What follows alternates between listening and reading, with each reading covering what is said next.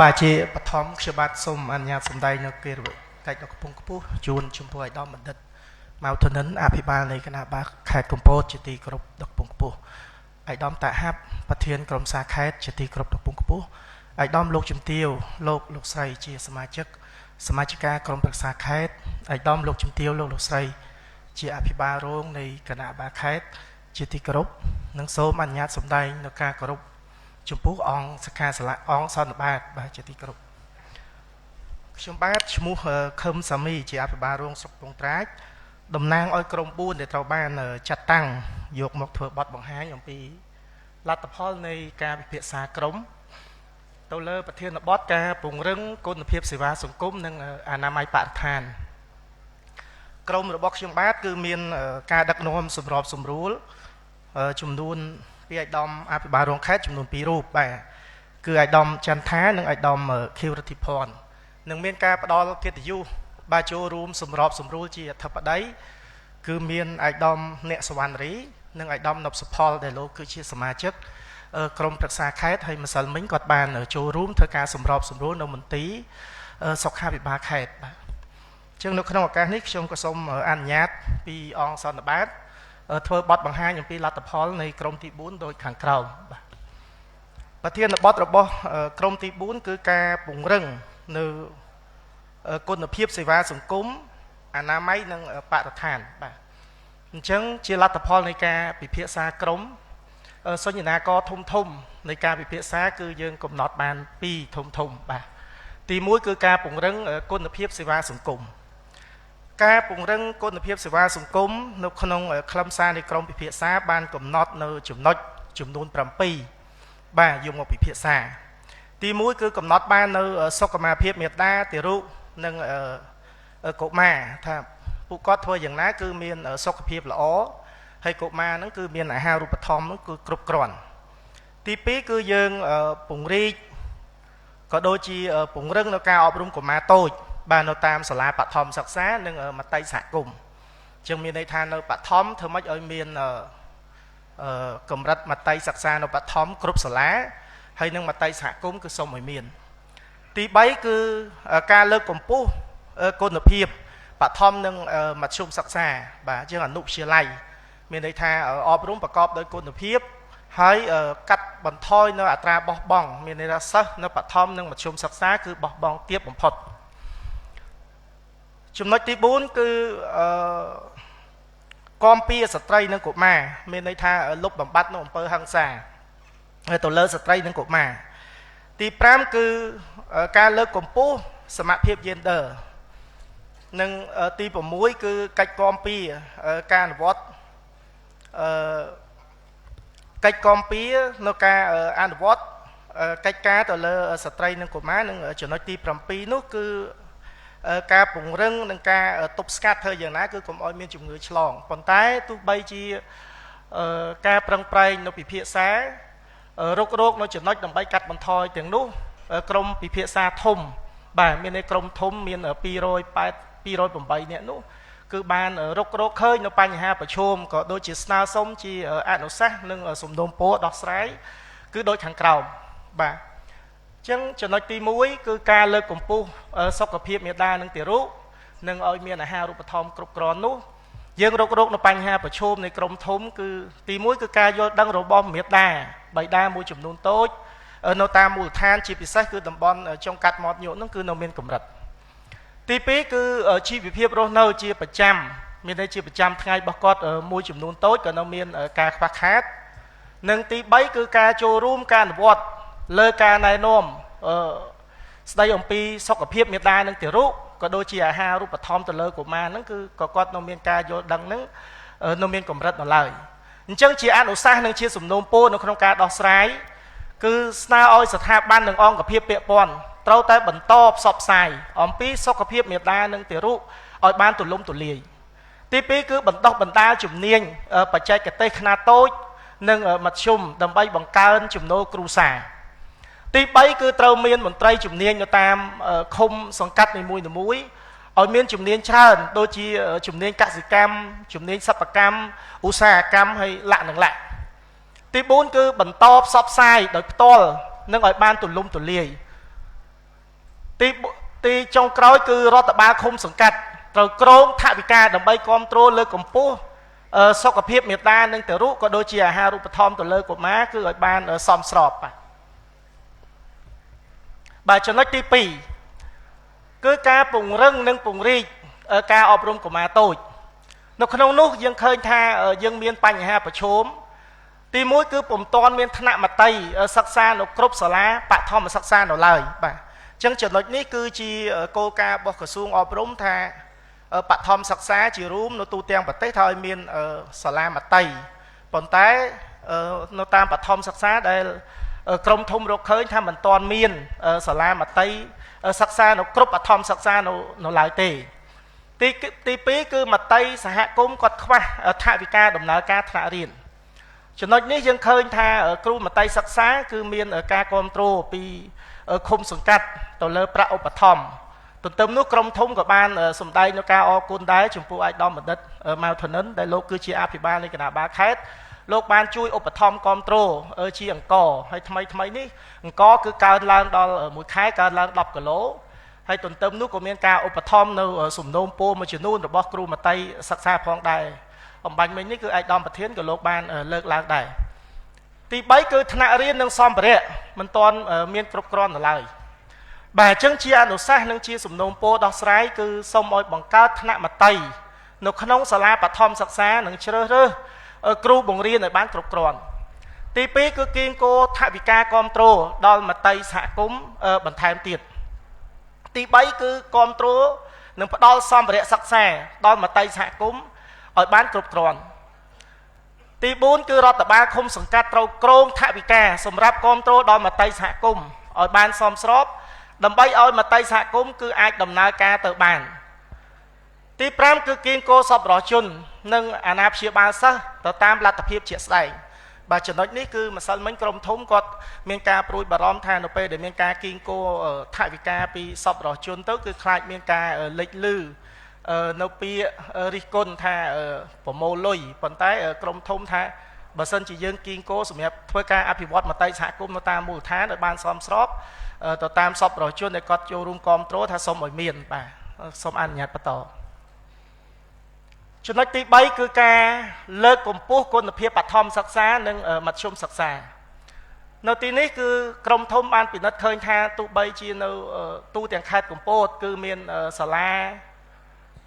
អគារសិក្សាគ្រូបង្រៀនបឋមនិងមធ្យមសមស្របក៏ដោយប៉ុន្តែចំណុចខ្លះនៅក្នុងតំបន់ខ្លះគឺនៅមានជួបបញ្ហាប្រឈមទី1គឺខ្វះគ្រូបង្រៀនទៅតាមសាលាមួយចំនួនតូចទី2អត្រាបោះបង់ការសិក្សានៅបឋមនិងមធ្យមសិក្សាគឺនៅតែមានបាទមានន័យថានៅតែមានជាប្រចាំឆ្នាំទោះបីជាតិចតួចក៏ដោយទី3គឺការចូលរួមរបស់មេតាបិតានិងសហគមន៍មួយចំនួននៅមានកម្រិត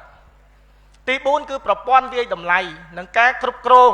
បាទនៅមានកម្រិតដោយមូលហេតុកញ្ចប់ថវិកាបាទនៅមានចំនួនថាមិនទាន់គ្រប់គ្រាន់ទី5នោះគឺនៅសាលារៀនមួយចំនួនគឺខ្វះអគារសិក្សាអញ្ចឹងជាអនុសាសន៍និងជាសំណូមពរដោះស្រាយគឺសូមឲ្យពង្រឹងគុណភាពបង្រៀននិងរៀនរបស់លោកគ្រូអ្នកគ្រូ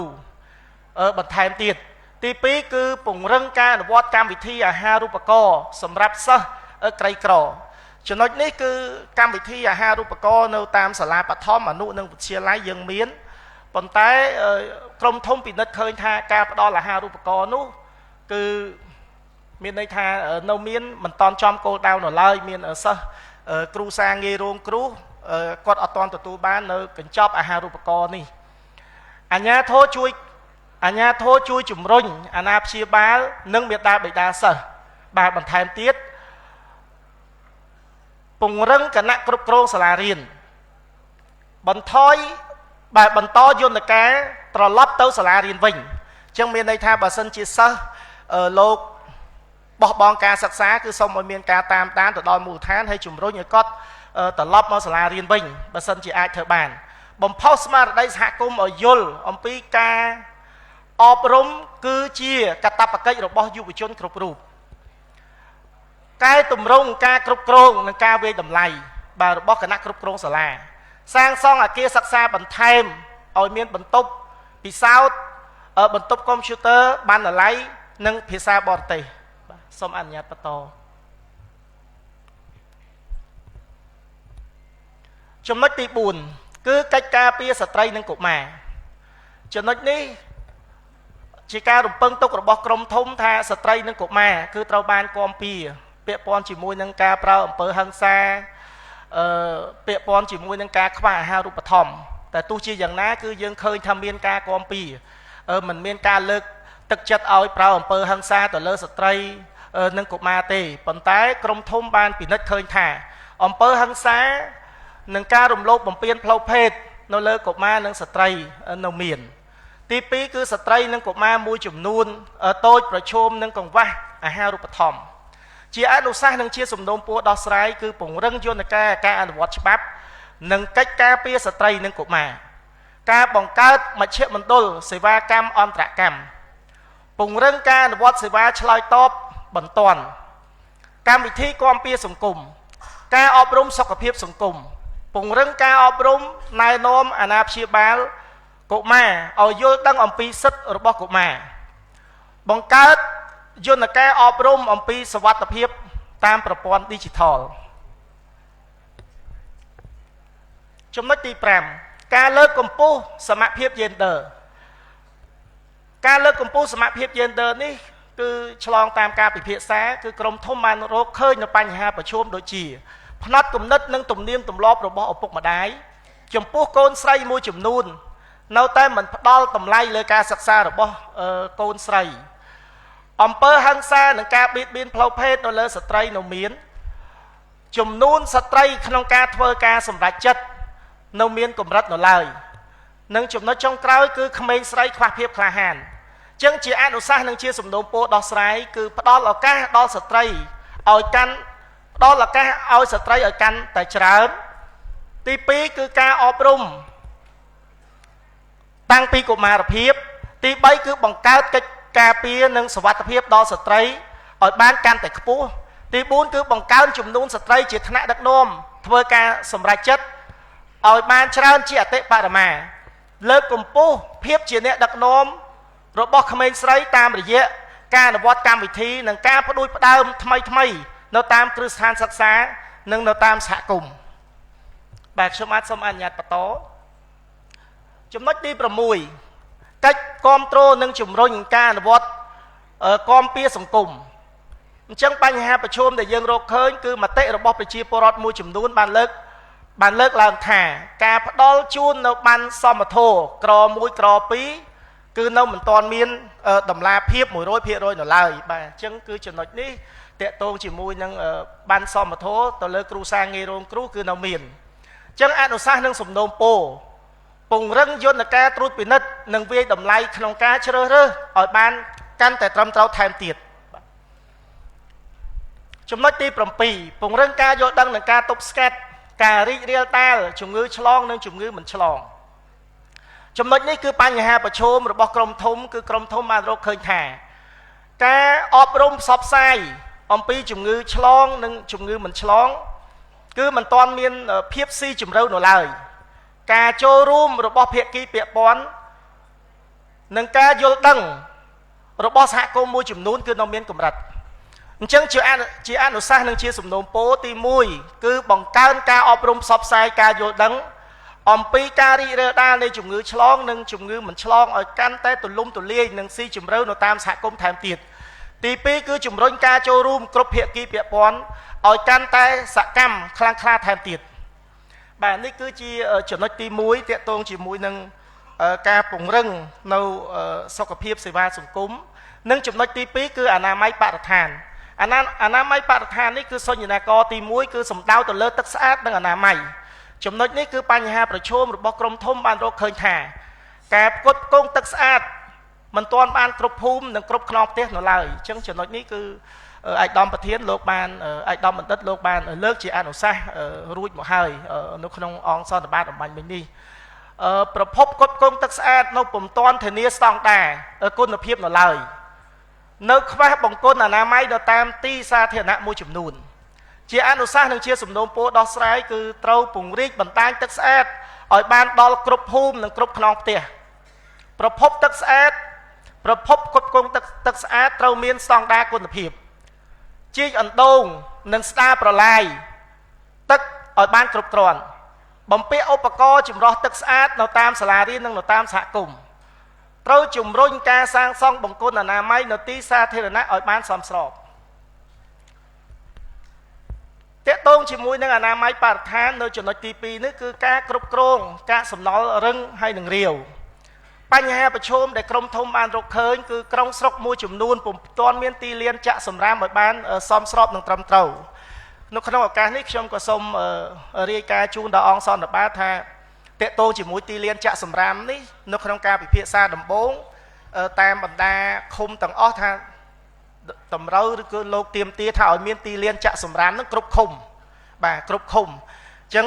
នៅក្នុងអង្គពិភាក្សាក៏បានធ្វើការបង្ហាញថាជាយន្តការឬជាគោលការណ៍របស់ក្រសួងបរិស្ថានតកតងជាមួយនឹងការពង្រឹងឬក៏ការគ្រប់គ្រងទីលានចាក់សម្រាមនោះយើងមិនលើកទឹកចិត្ត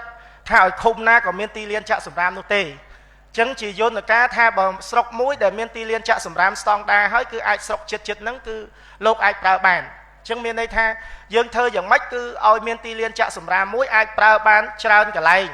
អត់មានថាងឃុំណាឃុំមួយមានទីលានចាក់សម្រាមមួយទេអញ្ចឹងកន្លែងហ្នឹងគឺម្សិលមិញអង្គពិភាក្សា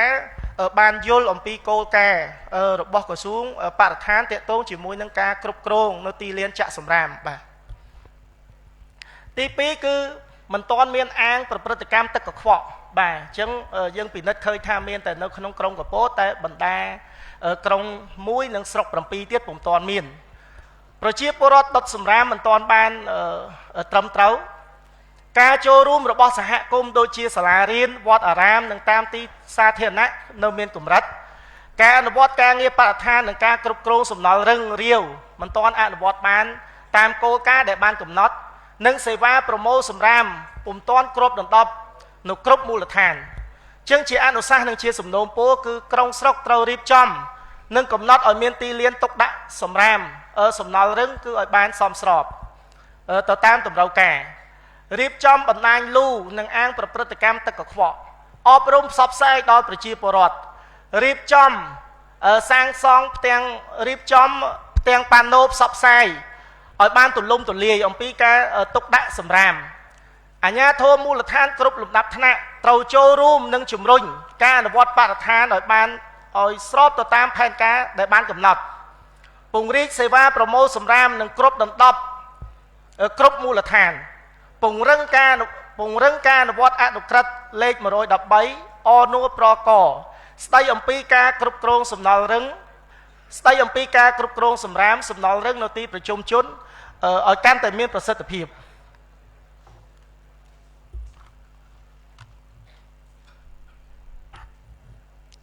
ចំណុចទី3គឺទាក់ទងជាមួយនឹងការប្រែប្រួលអាកាសធាតុអញ្ចឹងការប្រែប្រួលអាកាសធាតុ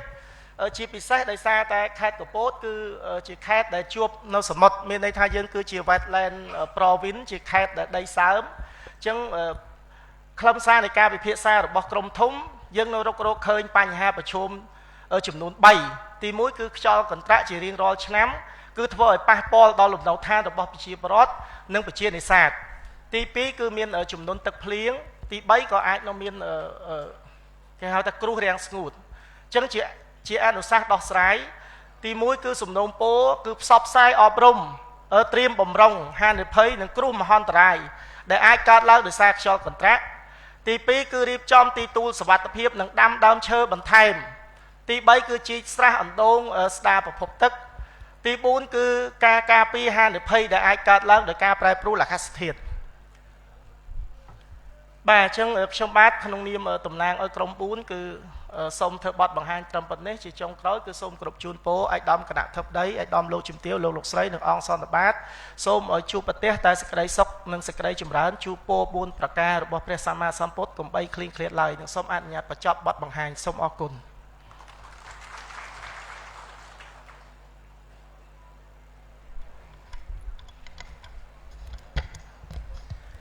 សមីឯងដល់ពេលចូលនិវត្តន៍កុំទៅប៊ូសព្រោះមិនទាន់មានអ្នកណាឲ្យពរដល់ព្រះសម្មាសម្ពុទ្ធទម្លឺមួយ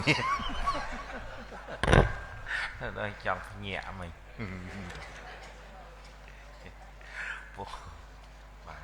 ô cún nhom bần đất khơi than được nông